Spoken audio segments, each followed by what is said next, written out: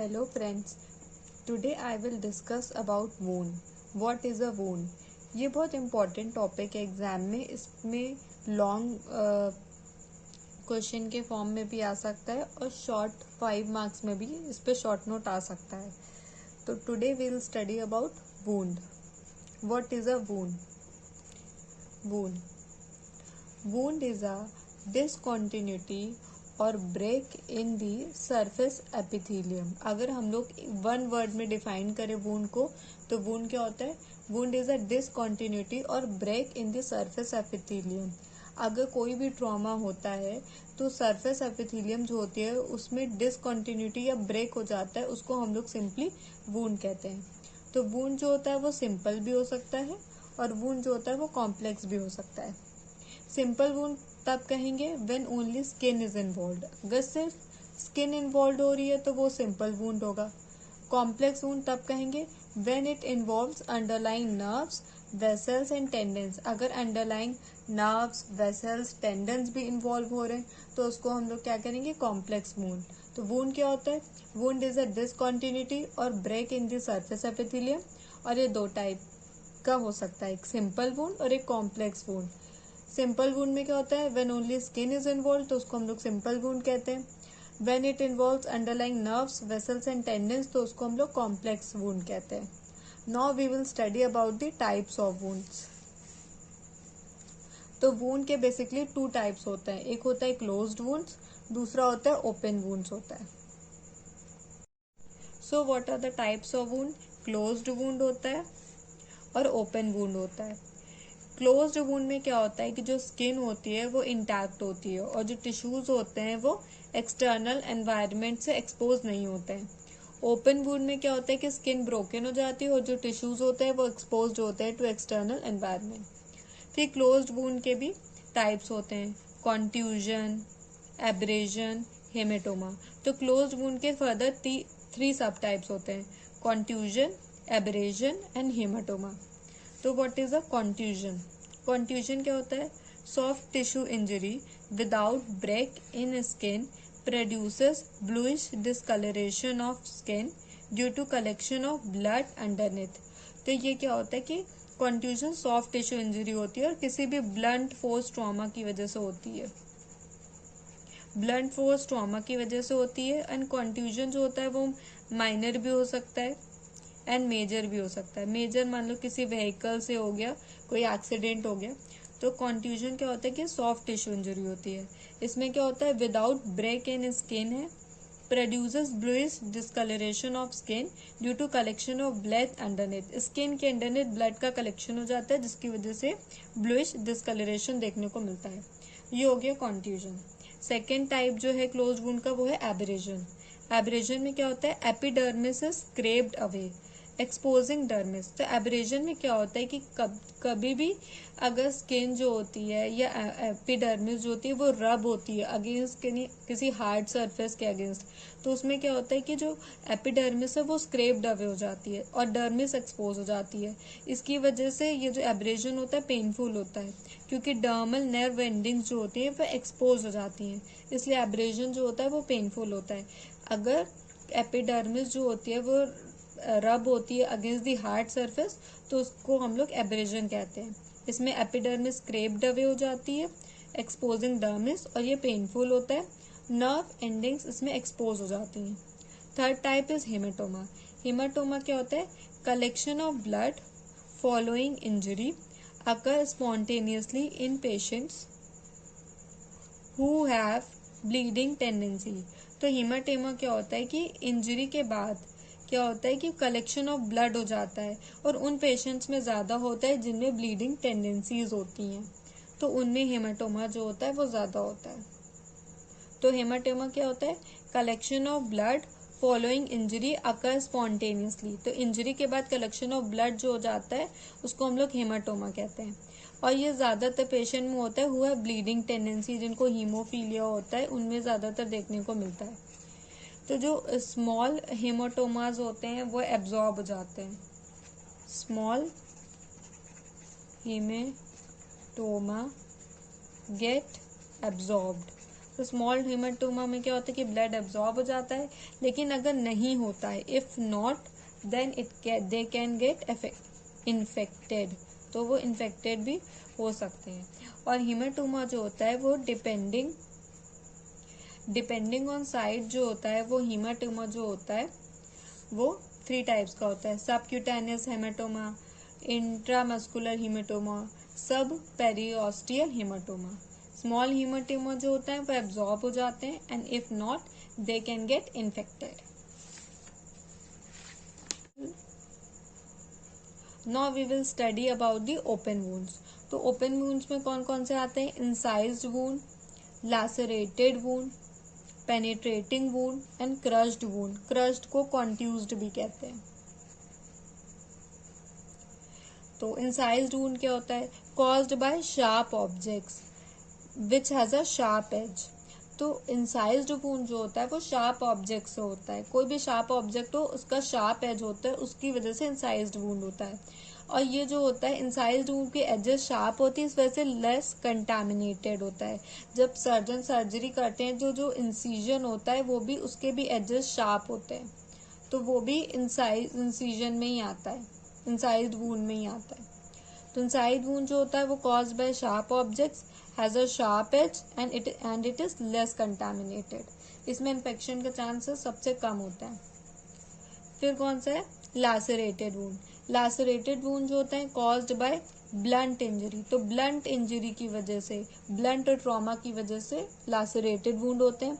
इसमें एजेस जो होते हैं वो जैग्ड होते हैं। जैग्ड मतलब इरेगुलर एजेस होते हैं, जिसकी वजह से, हाँ, एजेस इसमें जो होते हैं वो जैग्ड इरेगुलर होते हैं। Due to blunt nature of object, crushing of tissues, haematoma, bruising, necrosis. तो ये ब्लंट नेचर ऑफ ऑब्जेक्ट की वजह से इसमें टिश्यूज क्रश हो जाते हैं, हेमाटेमा हो सकता है, ब्लड कलेक्ट हो सकता है, और ब्रूजिंग और नेक्रोसिस भी देखने को मिलती है लैसरेटेड वुंड में।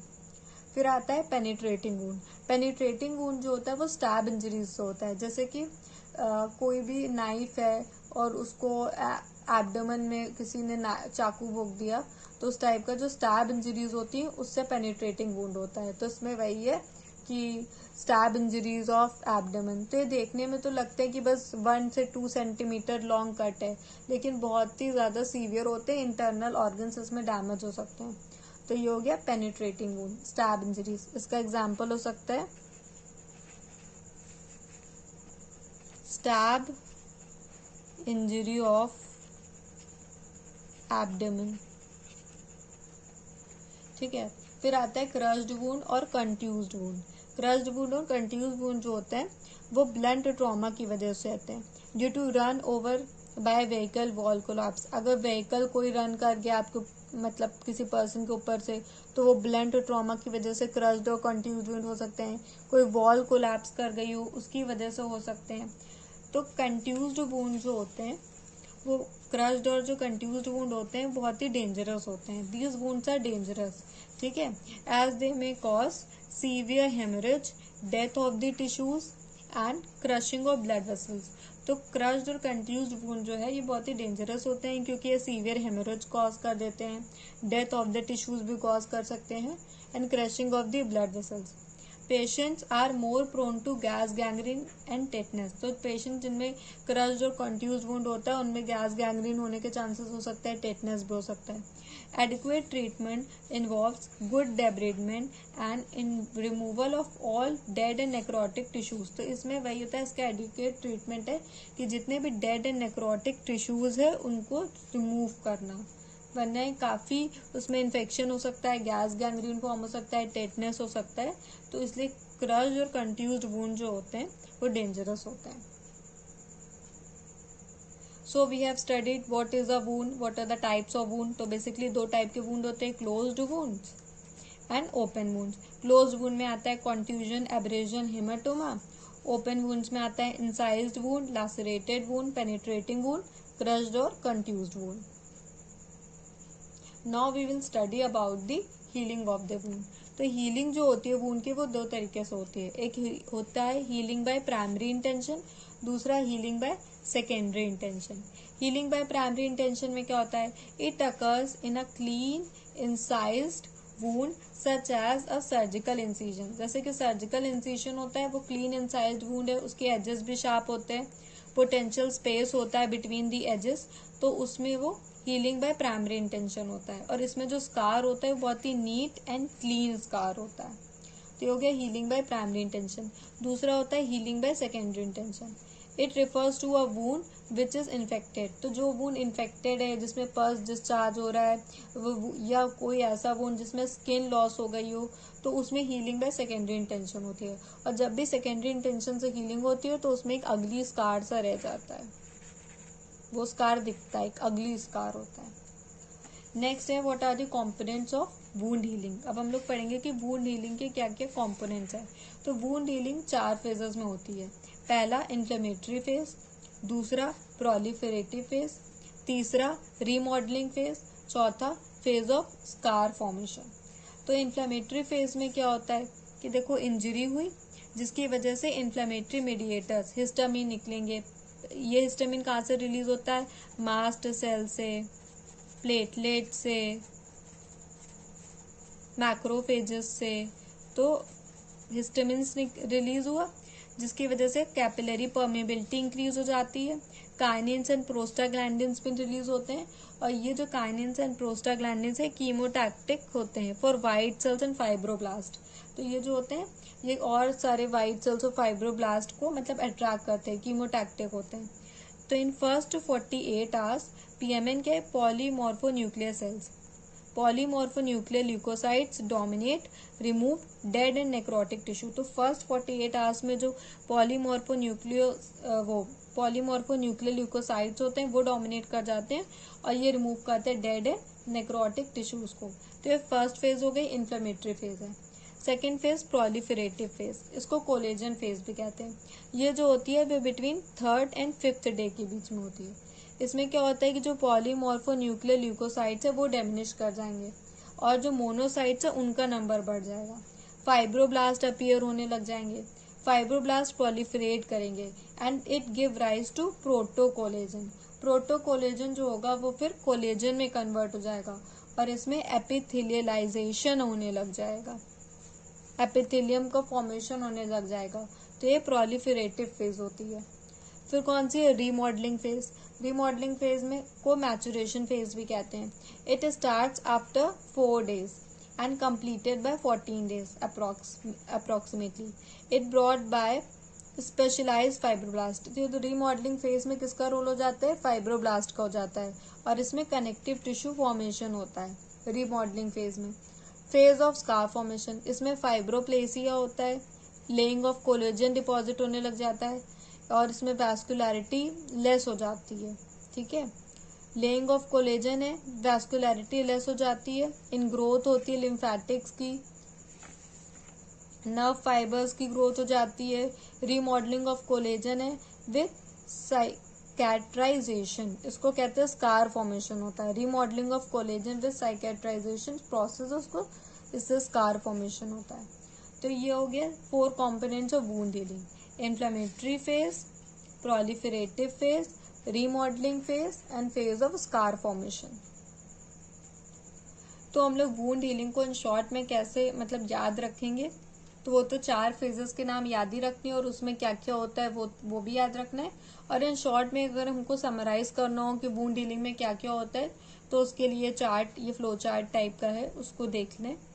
वूंड हीलिंग फर्स्ट क्या होगा कि डे 0 से डे 1 में क्या होगा? टिश्यू लॉस हो जाएगा जिसकी वजह से एक्सपोजर होगा एक्स्ट्रा सेलुलर मैट्रिक्स का टू प्लेटलेट्स, प्लेटलेट्स एग्रीगेट करेंगी और इन्फ्लेमेटरी मीडिएटर्स आ जाएंगे।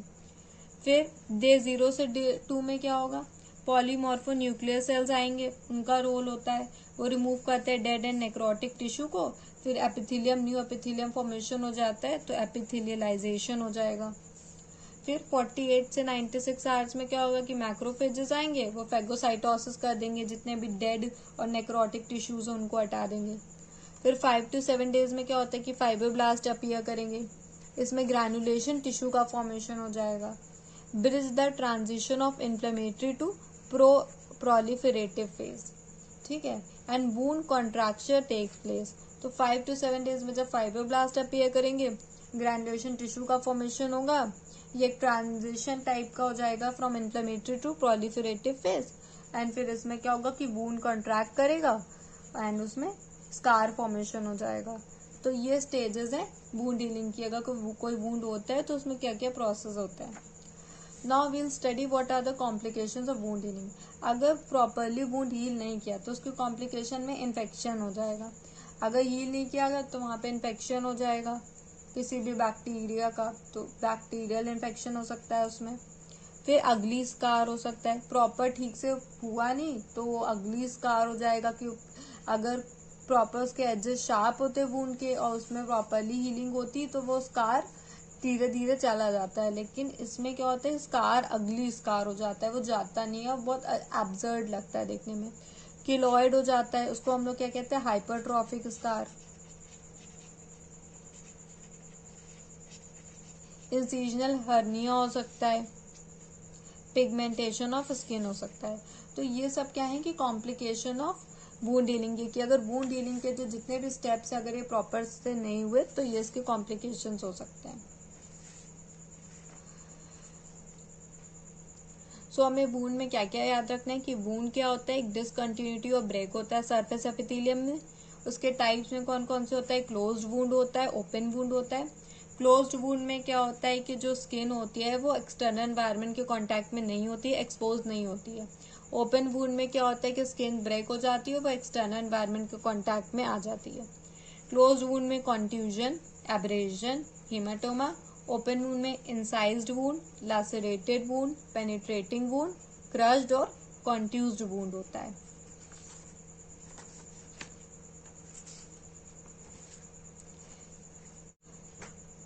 फिर हीलिंग ऑफ वूंड में क्या होता है कि healing by primary intention, healing by secondary intention.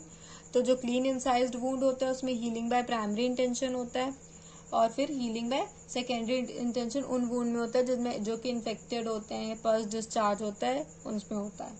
फिर कॉम्पोनेंट्स ऑफ वूंड हीलिंग में क्या क्या है, इन्फ्लेमेटरी फेज होती है, प्रोलिफरेटिव फेज होती है, रीमॉडलिंग फेज होती है and phase of scar formation होता है।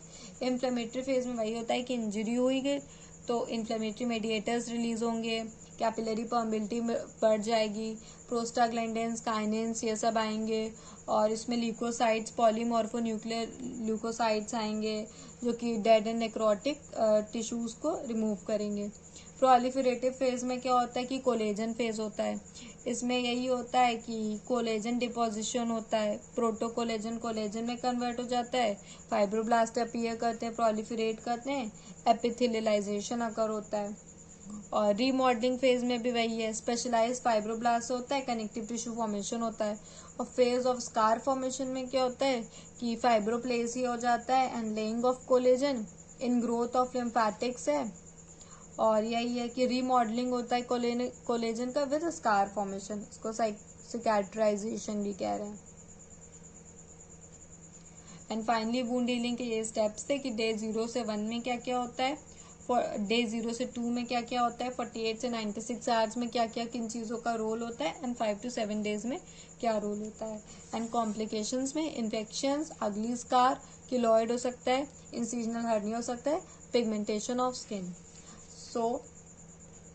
So this video is all about wound, क्योंकि वूंड जो होता है एक इम्पॉर्टेंट क्वेश्चन है एग्जाम्स का, शॉर्ट नोट में भी आ सकता है, लॉन्ग आंसर्स में भी आ सकता है। तो अगर आप इतना पढ़ लेते हो तो ये आपका प्रैक्टिकली भी आपका कॉन्सेप्ट क्लियर हो जाएगा, और थियोरेटिकली भी अगर आपको एग्जाम में लिखना है तो वो इतना सफिशियंट है। I hope you like my video, and if you like my video please subscribe to my channel and wait for further notifications. And again you can get the scanned copy of notes with the help of link given in the description of the video. Thank you.